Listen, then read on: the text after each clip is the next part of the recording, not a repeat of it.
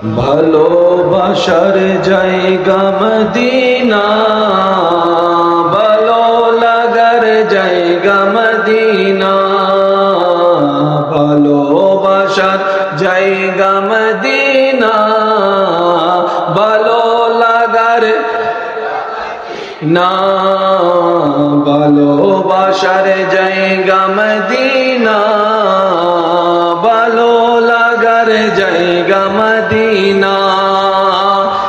এত সুন্দর জায়গা কোথাও দেখি না, সাজিয়েছেন আমার রব্বানা, ভালোবাসার জায়গা মদিনা, ভালোবাসার জায়গা মদিনা, ভালো লাগার জায়গা মদিনা। উচ্চ আওয়াজ একবার বলেন মারহাবা।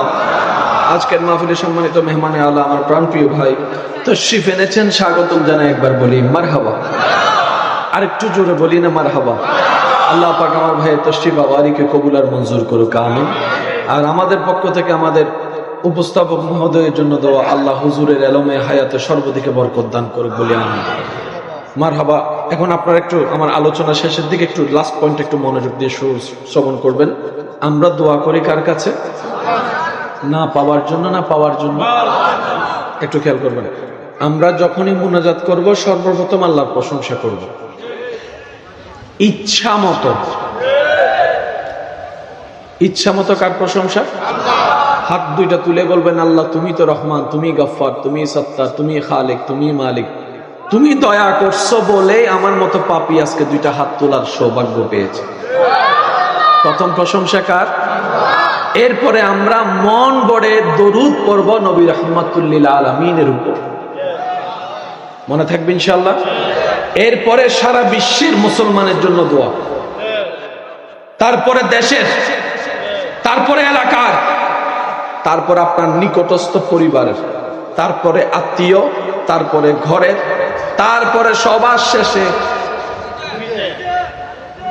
বলেন না সবার শেষে, জোরে বলেন সবার শেষে।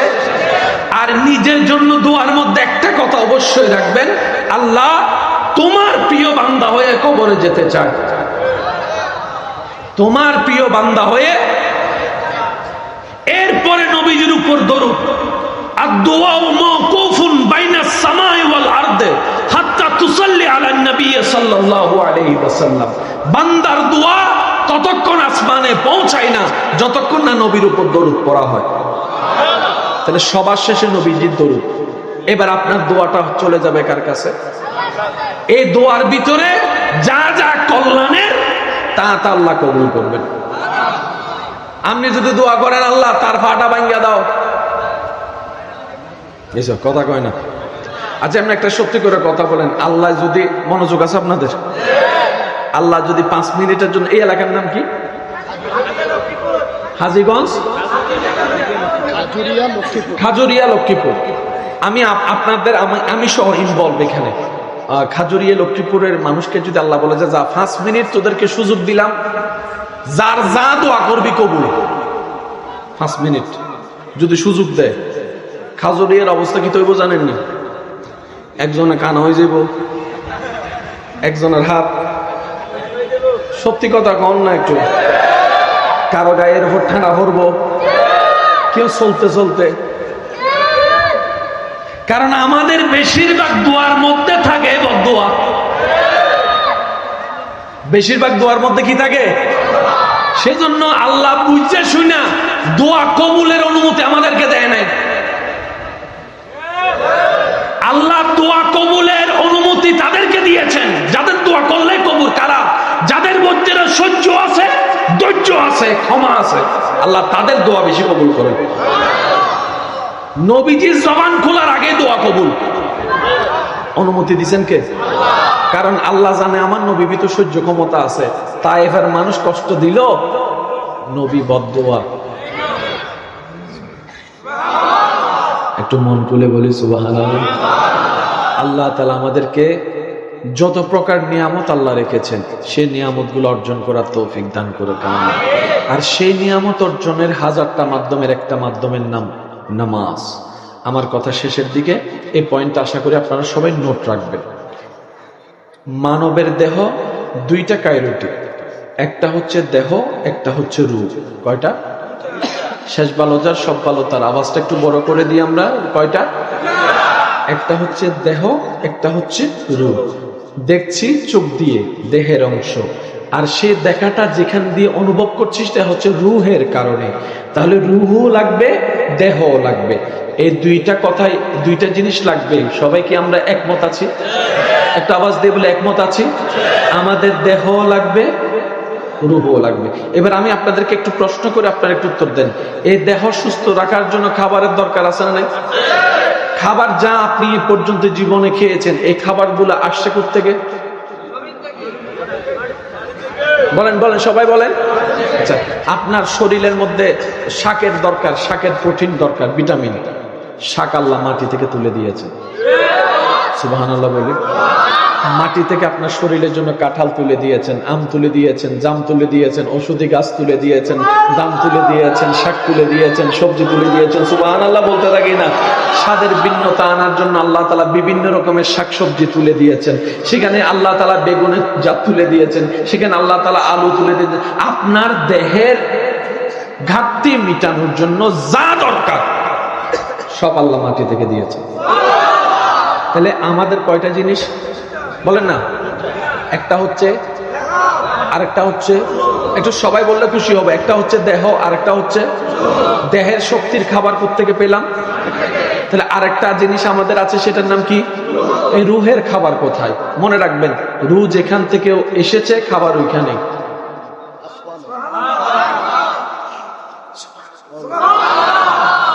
আমাদের জিনিস কয়টা? একটা হচ্ছে, আরেকটা হচ্ছে দেহের খাবার, রূহের খাবার। বলেন, রূহের খাবার, রূহের খাবার, দেহের খাবার। এবার আপনারা একটু বুদ্ধি করে বলেন তো, এই দুইটার মধ্যে কোনটা সবচেয়ে দামি, দেহ না রূহ? কোনটা সবচেয়ে মূল্যবান, দেহ না রূহ? কোনটা শক্তিশালী হলে দুনিয়া আখিরাতের কল্যাণ হবে, দেহ না রূহ? সত্যি করে বলেন, এই পর্যন্ত আমরা কি দেহকে বেশি শক্তিশালী করছি নাকি রূহকে? আরো জোরে। এটাই আমাদের সবচেয়ে বড় ভুল। এটাই আমাদের সবচাইতে। দেহ শক্তিশালী হয় মাটির খাবারে, রূহ শক্তিশালী হয় আলা বিযিকরিল্লাহি তাতমাইন্নুল কুলুব। সেজন্য যারা আল্লাহ ওয়ালা ওনারা কি করেন জানেন? দেহর খাবার কমাই দেয়, রূহের খাবার। সেজন্য ওনারা ফিদ দুনিয়া হাসানাত ওয়া ফিল আখিরাতি হাসানাত, দোনোটা ছক্কা মেরে দিছে। আর আপনি আমি যারা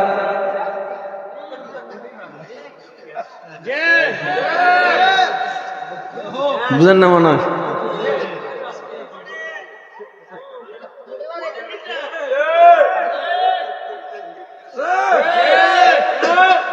দেহ শক্তি হইতে হইতে 100 কেজি আলগায় ফেলতে পারে এক হাত দিয়া। রূহ, বলেন রূহ। এবার বুঝতে পারছেন রমজানে শয়তান বন্দী থাকার পরও কেন মানুষ কুজেরামি করে? বুঝাইতে পারি না মনে হয়, ব্যর্থতা আসলে আমার, আমি বুঝাইতে ব্যর্থ হয়েছে। সবাই জানে রমজানে শয়তান বন্দী, তারপরও তো দুষ্টামি। অনেকে প্রশ্ন করে, কি রে শয়তান তো বন্দী, দুষ্টামি করে কেডা? 11 মাস যারা দেহকে শক্তিশালী করেছে, রূহকে দুর্বল।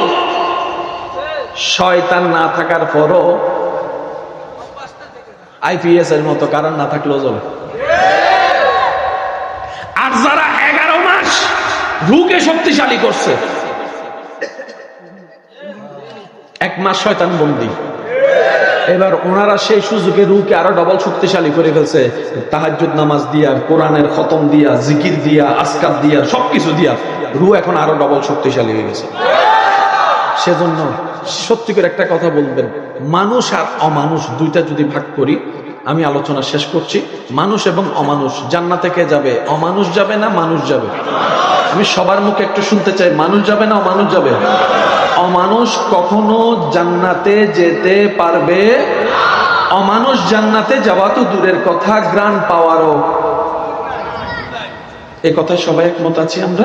আচ্ছা, আমি একটা কথা বলি, আপনারা বুঝে বুঝে একটু বলেন তো, মানুষ হবে না অমানুষ হবে? আপনারা একটু সিদ্ধান্ত নেবেন। যে মা বাবাকে ঘর থেকে ঘাট ধাক্কা দিয়ে বের করে দেয়, শেষ ভালো যার সব ভালো তার, আওয়াজটা একটু বড় করে দিলে খুশি হব। মানুষ না অমানুষ?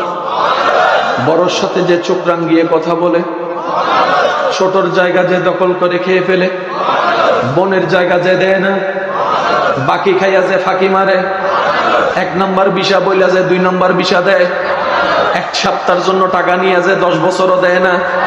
আরো জোরে বলেন না।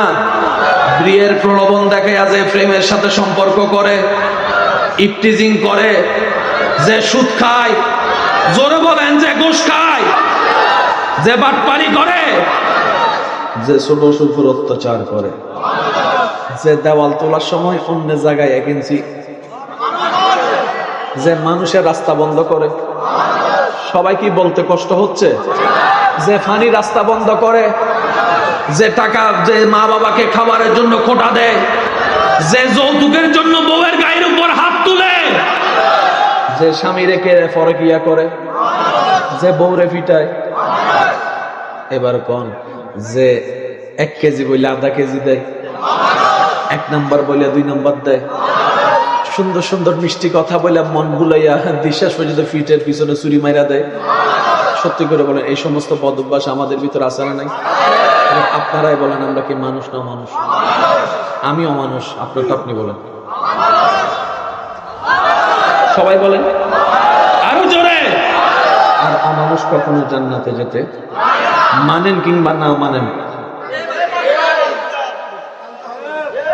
অমানুষ কখনো জান্নাতে যেতে পারবে? এবার আমি বলবো, আপনারা শুধু আওয়াজ দিবেন। এই সমস্ত অমানুষগিরি প্রথমে আমাদের ভিতরেই বলি, যাতে আপনারা আমাদেরকে দোষ দিতে না। বক্তাদের ভিতর আছে না নাই? হুজুরের ভিতর আছে না নাই? ইমামের ভিতরে, জোরে বলেন। এবার যান ডাক্তারের ভিতরে, উকিলের ভিতরে, ড্রাইভারের ভিতরে, পাইলটের ভিতরে, নেতাদের ভিতরে, কর্মীদের ভিতরে, বড়দের ভিতরে, ছোটদের ভিতরে, যুবকের ভিতরে, মুরব্বীর ভিতরে, পুরুষের ভিতরে, নারীর ভিতরে, আব্দুল কাদের জিলানীর ভিতরে। সেজন্যই ওনারা মানুষ, সেজন্যই ওনারা বলি। এখানে তর্কের কিছু নাই, তর্কের কিছু, কারণ ওনাদের দিল মুমিন, সারা শরীর মুসলমান। শেষ সুবহানাল্লাহটা বড় করে হলে একটু শুনতে ভালো লাগবে। ওনাদের দিল মুমিন, সারা দেহ মুসলমান। সেজন্যই ওনারাই মানুষ, ওনারাই এলাকার জন্য নিয়ামত, ওনারাই দেশের নিয়ামত। আর আপনি আমি হইলাম, এত মানুষ মরে, বাস্তব না বাস্তব আপনারা বলেন তো? ওনারা এটা পারলেন কিভাবে? ওনারা দেহের খাবার যথাযথ যতটুকু তা দিয়েছেন, রুহের খাবারটা একটু বেশি দিয়েছেন। তো রুহের খাবার কি? রবের জিকির। রুহের খাবার 5 ওয়াক্ত নামাজ। রুহের খাবার এক কথায়, যেই কাজে আল্লাহ এবং রসুল খুশি হবে এমন প্রত্যেকটা কাজেই হচ্ছে রুহের খাবার। আল্লাহ আমাদের, আমরা তো একদিনে 1 লাফে তার গাছে উঠতে পারবো না। মনে রাখবেন, আমরা কেউ পারফেক্ট নই। জান্নাতে যাওয়ার উপযুক্ততা আপনার আমার কারো নেই, সেটা আমরা সবাই জানি। আওয়াজটা দেন না রে ভাই। ভালো কাজ করি 1টা, ভুল কাজ করি 10টা, খাবার খাবাই 1বার, খোড়া দিই। সুতরাং জান্নাতে যাওয়ার এবিলিটি আসলে সত্যি বলতে আমাদের কারো ভিতরে। সেজন্য আমরা রবের রহমতের দরবারের ভিখারি, নবী রাহমাতুল লিল আলামিন সুপারিশের চাহনে ওয়ালা। আল্লাহ, যোগ্যতা তো আমাদের কাছে নেই, কিন্তু তোমার রহমান নামের উপর বর্ষা আছে আমাদের। আমরা জানি আমাদের গুনার চাইতে তোমার রহমত অনেক বিশাল। আল্লাহ, তোমার নবীর সুপারিশ পাওয়ার একটু সুযোগ করে দিও, অন্তত সেই সুপারিশের কারণে যেন আমরা জান্নাতটুকু পেতে পারি। আল্লাহ আমাদের সবাইকে তৌফিক দান করুক, আমিন।